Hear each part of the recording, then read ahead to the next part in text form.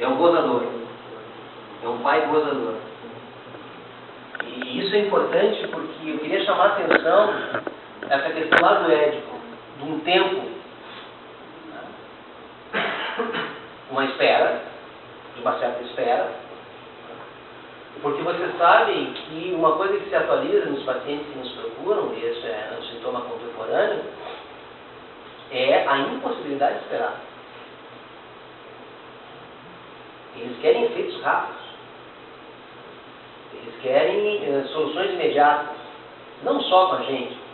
Estão numa posição assim em relação à vida. Ou seja, é o gozo agora. E essa sacada do Freud, do tempo de espera, eu acho que aí tem uma sacada importante. Eu acho que a gente ficou muito preso na coisinha do amar a mãe e rivalidade com o pai, né? Tá certo, importante tudo isso, né? Mas Lacan vai avançar nesse aspecto quando ele vai situar a dimensão do pai simbólico, do pai real e do pai imaginário, que são as três formas de nomeação do pai. Ele, nesse aspecto, ele sempre tem um certo cuidado quando vai dizer que o Lacan deu um passo em relação a Freud, porque às vezes isso é meio complicado, né? Esse discurso religioso que ele foi além da dimensão do além, né?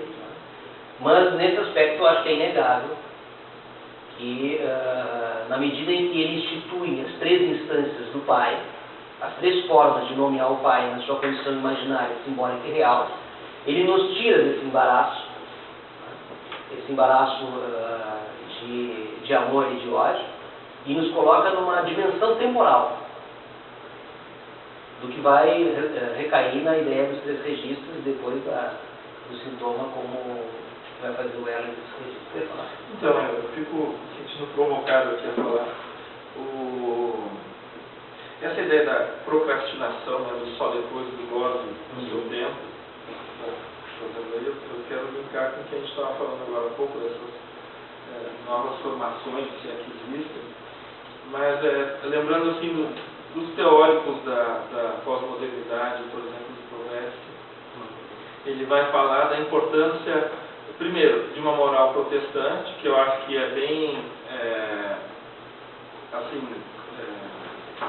conjunta com essa ideia da procrastinação, ou seja, guarde, junte para no futuro você poder, né, usufruir quando for o seu tempo, nunca chega. E a introdução do crédito na nossa sociedade. Parece uma coisa banal, mas nunca, eu acho assim, a gente teve tanta oportunidade de poder gozar agora. Né? Todos os dias, todo mundo aqui recebe 10 mil para você disponível agora, só pegar e usar. Compre seu carro hoje, pague o dia que puder. Enfim, quer dizer, a gente, essa oferta de gozo imediatamente, ela faz parte do nosso ar, assim, a gente respira isso da manhã à noite, o tempo inteiro, alguém dizendo, por um lado eu tenho o goze na sua vez, de outro, né, eu tenho o goze hoje, goze agora, me espere, porque não tem, assim, então, me parece que isso é um elemento muito presente na nossa vida hoje, falando do mundo pós-industrial, falando aqui, nós, né, nesse momento. Então, acho que isso, de alguma forma, tem implicação também naquilo. Né? Tu vive uma exposição constante a essa tentação de que você não precisa juntar, você não precisa esperar. A questão do tempo que está introduzido. Acho que ela é fundamental também. Só que temos que lidar hoje com uma outra forma de ver isso, porque se o gozo está prometido através, por exemplo, de usufruir, né? Então você pode viajar, você pode ter a roupa, você pode ter a casa, você pode ter né, tudo aquilo que lhe falta, porque implica também uma relação com a captação. Né? Então aquilo que supostamente lhe falta, você tem condição de ter hoje, sem precisar esperar. E aí isso vai rebater dentro da clínica. Bom, se todo mundo me oferece uma resposta concreta e imediata, né, possível, Entende? A queixa vem nesse sentido. Só que, bom, a gente sabe que ela não responde, né? Porque supostamente, como tu disseste, eu monto a minha casa, eu sonhei a vida inteira e tá aí, e agora? Mas é que, quando tu falou do crédito antes, eu achei o crédito tá, é antes de que se... A possibilidade dele está posta. Né? Você tem, se você quiser... Você já tem o crédito. Exatamente, você nasceu já com crédito, aí. Então, você não precisa ter, mas eu tenho comunidade. Então, nesse sentido, tem uma saída perversa por aí. Porque não, né? Você pode não ter, mas você sabe como conseguir. Né? Supostamente, né? Isso que lhe dá o bolo.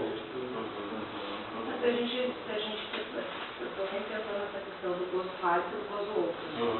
Mas pensando por essa lógica, a gente está dando o gozo fálico, né? Porque, afinal, você recebe crédito, mas fica com uma dívida. Né? Então, a relação ter ou não ter está vinculada a uma questão falsa. Mas quando coloca essa posição, por exemplo, do pai, é de um gozo outro. Né? A dimensão daquele sujeito. Esse que mostra o objeto de gozo. Esse que mostra o objeto de gozo e que deixa o presa nisso. Mas Amanda,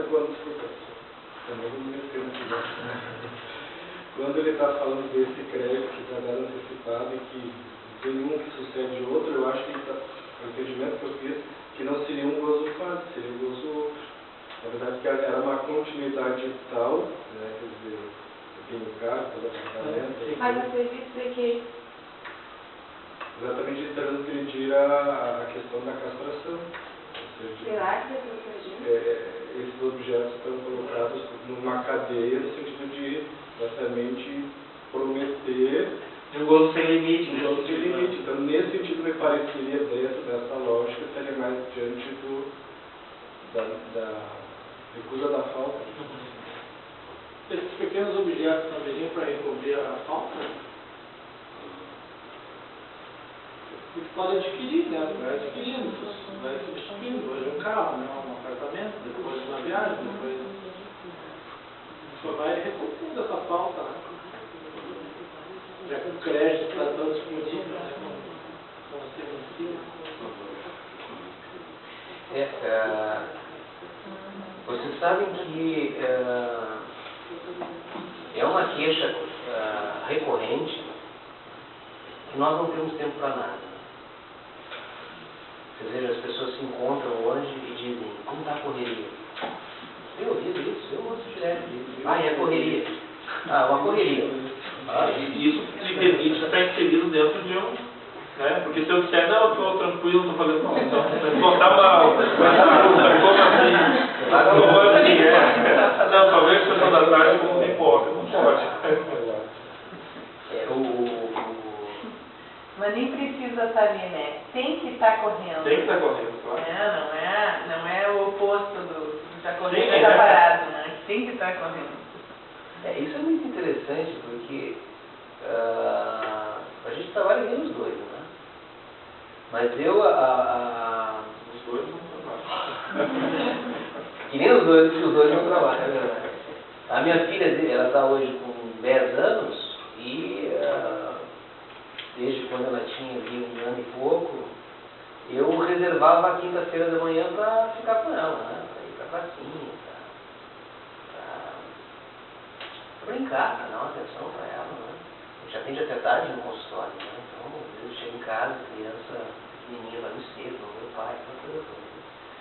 E é muito interessante porque eu ia para a pracinha encontrava quem na pracinha? As mães, ficando com os seus filhos, né? E no início das mulheres, depois você vai ver os comentários, né? No início... Coitado, está desempregado. Desbolou, a mulher sustenta ele, né? Porque vê que né? A insuportabilidade de poder... É impressionante isso, né? De poder romper com esse fluxo, né? Da correria, né? Agora, eu acho que a psicanálise ela tem que estar atenta ao seu tempo, não dá para ter uma visão nostálgica em relação a isso, certamente, mas ela tem que poder ver em que medida ela pode fazer resistência a alguns imperativos que produzem padecimento. são ordenadores, digamos assim, do imperativo categórico do gozo. Estou correndo. É que nem tudo bem. As pessoas se perguntam tudo bem. Ninguém quer saber se tu está bem. Se tu disser não, dificilmente vai encontrar alguém que discute. Imperativo. Esses maneirismos da relação cotidiana. Então, eu acho que de alguma maneira os pacientes chegam pedindo, eu tenho dito isso nas falas que eu tenho oportunidade, que não sejam sessões muito frequentes, que os resultados venham mais rápidos, etc. Né? Mas eu vou dizer uma coisa para vocês, eu acredito nisso, vou dizer de forma muito tranquila em relação a isso. Né? Eu acho que isso sim, isso acontece, isso é evidente, alguns pacientes desistem de levar uma análise adiante em função disso. Né? Mas quando os pacientes percebem que vocês realmente desejam escutá-los, não querem escutá-los, e nem precisam escutá-los. Há uma diferença radical entre precisar escutar um paciente, querer escutar um paciente, e desejar escutar um sujeito, mais do que um paciente, um sujeito. Que eles começam a perceber que a posição de vocês na escuta produz uma demanda de fala, é impressionante, porque eles esquecem de ver. Uma coisa assim, que aquilo que tinha um interativo, de que... Porque eles começam a desejar. Estavam tão imersos no gozo, e começam a desejar, e é incrível, que por mais absurdo que pareça, que a análise, por um certo momento, começa a ser prazerosa. Eu sei que vocês vão estranhar isso que eu estou dizendo, porque afinal a gente aprendeu que a análise é sempre dolorosa, é sempre sofrida. Mas é importante o sujeito ir na análise também quando a vida está muito boa, quando a princípio a vida está muito prazerosa. E é justamente aí que as pessoas deixam o processo de análise. Às vezes é um grande equívoco. Porque tu passou 10, 15 anos da tua vida te queixando, e de repente, quando tu não tem mais o que te queixar, tu acha que tu não tem mais que isso. Qual é o problema de poder falar das coisas que estão indo muito bem? Então, realmente, quando o analisante começa a perceber que o desejo entra em movimento no processo analítico, a questão do tempo não está mais no mesmo lugar. Eu tenho um grande amigo que eu gosto, uma pessoa que eu admiro muito, assim, para mim um gênio intelectual, que sempre discutia muito comigo, com o Edson, que é o Donald Schiller, né, que foi quem traduziu genialmente para nós o Phineas Wake, do Joyce. Ele, quando a gente tomava ali uns tragos, ele dizia, mas vocês, os psicanalistas, ficam perdendo muito tempo com essa coisa do passado. O passado não existe. O que existe é o agora, é o aqui e agora. Só pode lembrar de uma coisa do passado agora, só pode morrer agora, só pode imaginar que vai ser feliz no futuro, é o agora. Por que ficar perdendo tempo com o passado? Que é de trabalhar o tempo atual, esse discurso, né? Mas isso não tem nada a ver, ele tem razão no que está dizendo, ele tem absoluta razão no que está dizendo. Mas o que é o passado para um analista? O que é o passado? É aquilo que se enuncia na fala do paciente. Simplesmente isso. Não é o vivido, é o que o sujeito pode reconstruir no passado. E como que ele vai relançar o seu presente, que tem uma colinha aqui do Lacan que diz o seguinte, ó, função e campo da fala e da linguagem psicanálise. Uma análise deve reordenar as contingências passadas ao lhe dar o sentido das necessidades vindouras. Reordenar as contingências passadas ao lhe dar o sentido das necessidades vindouras.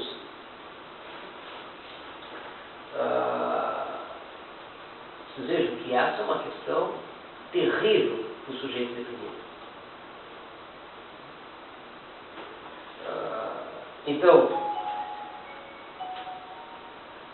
Então, porque geralmente quando o analista se preocupa em se ver tomado por uma angústia de extirpar os sintomas dos seus pacientes, que não é uma função do analista, pelo menos no início de um processo de análise, ou em querer bancar de analista, geralmente os análises não vão a gente. Mas é no desejo desse sujeito de escutar que possibilita o desejo desses pacientes em falar. Vocês sabem isso, no cotidiano da clínica de vocês, desses pacientes que chegam e dizem que não sonham. Ou que não lembram dos sonhos, porque todo mundo sonha todas as noites. Mas depois vocês começam a insistir para eles, mas me traz qualquer coisa. Mas eu não me lembro de nada. Mas como assim de nada? Às vezes eu me lembro de uma, sei lá, de uma nuvem. E daí vocês puxam aquele novelinho da nuvem ali. Nos fala da nuvem. Aí eles começam a sonhar para vocês. O desejo de vocês, de que eles passem a se implicar com os sonhos deles, possibilita com que eles reconheçam o valor nesse sonho no que diz respeito à transmissão. Em relação aos atos falhos, às vezes, as coisas. Tem paciente que não reconhece valor algum no ato falho. Que verdade alguma se enuncia naquele deslize. Ou seja, do ponto de vista temporal, aquilo que ali se faz falar, ele passa reto por aqui, ele pavimenta aqui. Mas de repente vocês reconhecem algum valor. E dependendo da delicadeza de como vocês conseguem fazer isso, ele começa a fazer esse trabalho por vocês. Ou seja, ele comete aquele ato falho e aí ele faz uma pausa. O que tem aqui? Quando ele faz uma pausa para ler aquele ato falho que ele não lia antes, para se interrogar sobre aquele sonho que não fazia sentido nenhum para ele antes, algo da relação dele com o tempo muda. Então, realmente, essa questão do tempo ela é uma questão delicada, sobretudo para quem acredita, se é que faz sentido discutir isso com vocês, sobre a questão do tempo lógico. O instante de ver, o tempo para compreender, o momento de concluir, essa operação, Lacan nos introduz de forma brilhante. A gente sabe que, num primeiro momento, se a gente for, de alguma forma, pautar a nossa clínica, tomando essa ideia do tempo lógico como algo, digamos assim, precioso na condução de uma análise, dificilmente alguns pacientes vão continuar. Mas depois que a transferência está estabelecida, depois que o sujeito começa a padecer do amor de transferência, que é um padecimento, essas relações com esse termo que Freud usou, amor de transferência, essa passagem de uma transferência originária a uma neurose de transferência, na medida que o analista está incluído no sintoma do paciente, depois que ele começa a padecer dessa dinâmica da transferência, ele começa a acolher essas intervenções, às vezes, de que tudo bem se a análise acabou em 25 minutos. Ele chia, ele reclama às vezes, ele se sacode, mas ele vem. Porque vocês, de alguma maneira, fizeram uma extensão, um significante ali, que era precioso acabar a sessão naquele momento, que ele diz, foda-se pro relógio. Foda-se, porque ele colheu alguma coisa daquilo ali. Ele percebe que aquilo ali tem alguma lógica. Aquilo ali tem algum sentido. Mas não é vocês que dizem isso para ele. É ele que reconhece. E nesse sentido, ele vai dispensando no analista. Bom, então o verbete gozo do Chemamã e Vandermeer. Diferentes relações com a satisfação que um sujeito desejante e falante pode esperar e experimentar no uso do objeto desejado. Ponto. Essa é a definição. Tá? Diferentes relações com a satisfação que um sujeito desejante e falante, pode ser um problema de tradução, se não precisar, pode esperar e experimentar no uso de um objeto desejado. Página 168. Segundo os autores, a condição de sujeito implica que a relação com o objeto não ocorra de forma imediata, pois o desejo é constituído pela nossa relação com as palavras. Já está lá no seminário 4, do lado das relações de objeto. A simetria entre o objeto que se busca e o objeto que se encontra. Nesse sentido, o gozo refere-se ao desejo e precisamente ao desejo inconsciente. Isso mostra o quanto essa noção ultrapassa qualquer consideração sobre os afetos, sobre as emoções e sentimentos, e coloca a questão de uma relação com o objeto que passa pelos significantes inconscientes. Schaeberman e Vandermeer situam novamente que o gozo se opõe ao prazer, que diminuiria a tensão do aparelho psíquico ao mais baixo nível possível, chamando-nos a atenção para o fato de que o gozo não pode ser concebido como a satisfação de uma necessidade qualquer. Abre aspas. Pelo fato de que fala, porque o inconsciente é estruturado como uma linguagem, como demonstra Lacan, o gozo não pode ser concebido como satisfação de uma necessidade trazida por um objeto que a preencheria. Mesmo que a busca ordene isso. Mesmo que a busca em questão tenha como objetivo isso, mas não pode ser confundido com isso. Apenas o termo gozo convém, e ele é interdito. Gozo é interdito. Eles entendem por interdito. Não no sentido fácil da palavra, em que ele seria barrado por censores. Ele é dito. Ou seja, é feito do próprio estofo da linguagem, em que o desejo encontra seu impacto e suas regras. Esse lugar da linguagem é chamado por Lacan de grande outro. E toda a dificuldade do termo gozo vem de sua relação com esse grande outro não figurável, esse lugar da cadeia significante. Então, na verdade, é isso que a gente lida no processo de análise, né? É como esse sujeito se endereça ao grande outro. Que, na verdade, quando a gente fala para os semelhantes, com os semelhantes, entre os semelhantes, mas a gente está sempre se endereçando ao grande outro. Por isso que as pessoas podem mudar, né? Os amigos podem mudar, os grupos podem mudar. Tá? Sabe? As pessoas que tem uma leva de amigos, depois não tem amigos, não. Aí tem outra leva de amigos, aí pertence a uma leva de instituição, depois sai daquela instituição e entra no outro. Sabe? As pessoas que casam várias vezes também, passam como fileira pela vida, assim, né? Ou seja, é uma forma de posição em relação ao gozo também, porque o que está em questão para Lacan é a relação do sujeito em relação ao grande outro. Porque, segundo ele, o que a gente muda num processo de análise é a posição do sujeito frente ao grande outro. Está muito rápido. Sim?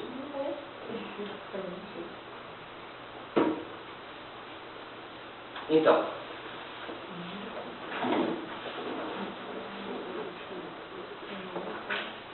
os autores referem que para Freud o estofo da linguagem já era o mesmo, o estofo do gozo já era o mesmo que o da linguagem.